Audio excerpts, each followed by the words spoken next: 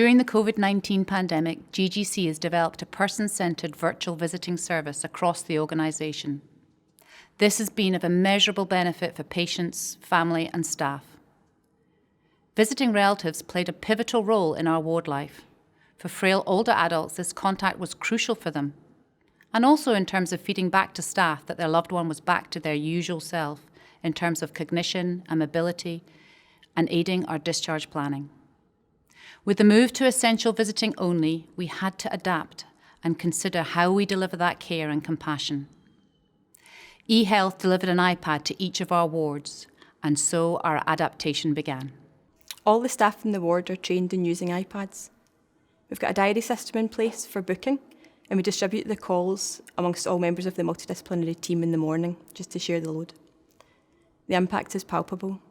Seeing patients' faces light up with smiles and laughter of happiness is really very special, and it's kept our patients upbeat during a time of uncertainty. It's emotional for both staff and patients, but it's incredibly rewarding and fun at the same time.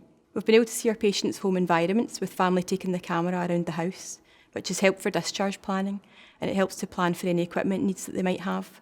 We quickly adapted and overcame the obstacles because we knew that this was going to be important to both our patients and their families at home. We've been able to celebrate various things. We had a patient and his wife on the ward. He was able to celebrate his birthday with his wife, and we brought in a birthday cake, and it was so nice. The staff were crying. It was fantastic.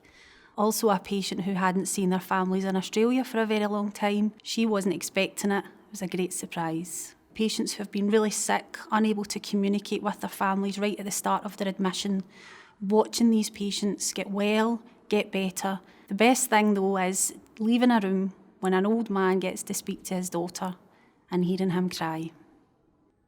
I suspect virtual visiting is here to stay, and we need to engage with it to ensure we can deliver compassionate care. It's emotional for patients, relatives and staff, but it's incredibly rewarding.